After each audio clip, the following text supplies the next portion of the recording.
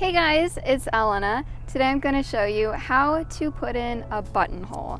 I know this is a little bit intimidating for a lot of people, but it's actually not as bad as you think. So I'm going to walk you through it and show you how to do it in just a few simple steps. So if I want to use these buttons, I found these at Joann's.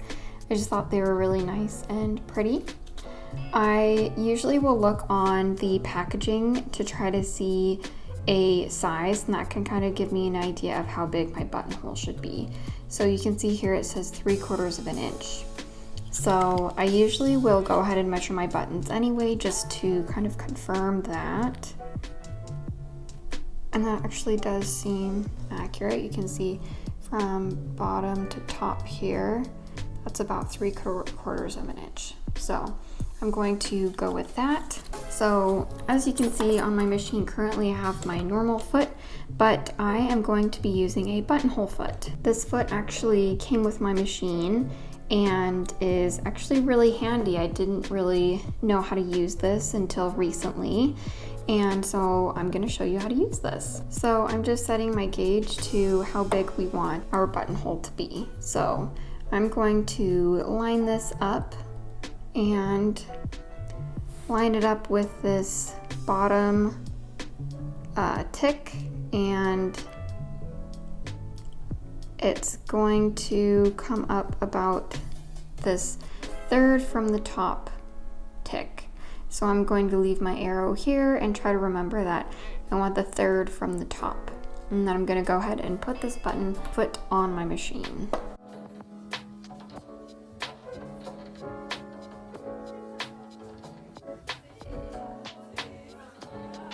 Okay, so my foot is on my machine. I have the white arrow to the 1/3 from the top tick, and so I also have my scrap piece of fabric. I just have this folded over once, and this is what I'm going to use to make my buttonhole on. My machine is an older machine, and so I have to manually set the position of my needle to go in. But what we will do first is we will take our needle down to the left side of the button, stitch the bottom of the button, and then go back up the left, and then stitch the top. So we will make a total of 5 adjustments: down, bottom, left, top, and then down a little bit more just to secure that buttonhole. Typically what I would do if this was on a garment is I would mark beforehand where I wanted my buttonhole to be. Usually I would do that with a pen or a pencil or chalk, and just kind of do a T, and that will help me to know where to center my foot. Remember to make sure that the arrow is lined up with the tick that you need, and then go ahead and center. For my machine specifically, I am setting my stitch to this A. This is my buttonhole display. So I will go A, switch this to B, then C, back to B, and then all the way to D, and that will go all the way around. You also want to make sure that your stitch length is short down here to this buttonhole length stitch.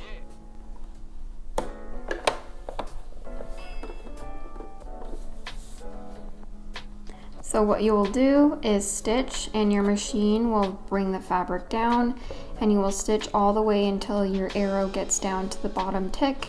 You will stop, change your stitch to B, go side to side a few times, stop, switch your stitch to C, go up, and repeat the process.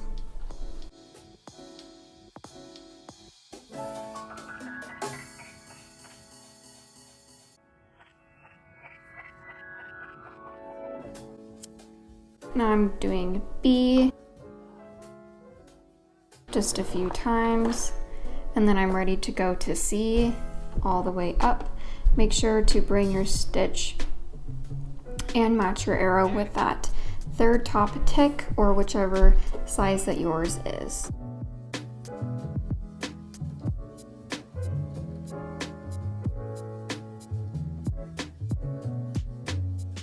And then you can go back to B to finish the top. And then I am going to D to bring it down just a little bit to secure this.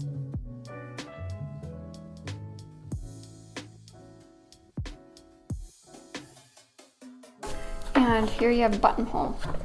Under normal circumstances, you would have thread that matches your fabric, but in this case, I really wanted to have something contrasting. So the next step is to grab some scissors. I have some of these smaller ones, and these are really perfect. So usually what I do is I fold this buttonhole in half, and then I just snip the very center. I unfold it, and then I find that little hole that I made, put my scissors in, and then cut up.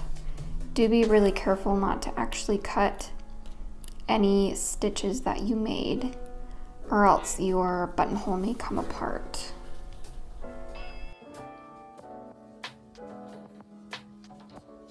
So here we have our buttonhole.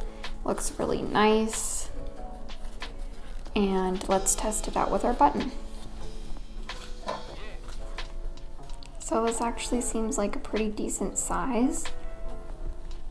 If anything, I could have gone just a little bit smaller, but you want your button to be able to go through, it to be a little bit snug, but not too tight so that it can't get through. And you want it to be big enough so that it fits with ease and you're able to do that. There you have a little buttonhole. If you were to do a jacket or a shirt or something similar where you have multiple, you would want to go down and measure, create a mark where you want your next buttonhole, and just repeat the process. Whenever you do buttonholes, I always suggest doing a practice buttonhole first, just to make sure that you like the size. It would be horrible to go down and make all your buttonholes and then have them all be way too big or way too small for the buttons that you wanted to use. So always do a practice buttonhole before you do it on the real thing, and you can never go wrong. I find that these buttonhole feet actually are really helpful. It definitely doesn't make the process automatic, but it is a lot easier than using just a normal foot. So you can find these at most stores, and it really does make a big difference. And here it is, the finished buttonhole. And here's kind of the button that we were going off of. It fits in and out, and it's not too tight, but it's also not too loose. So this is kind of what you're going for when you're making buttonholes. So I hope you enjoyed this tutorial. Please let me know down in the comments if there is something else that you'd like to see from me. Otherwise, thank you so much for watching, and I'll see you next time.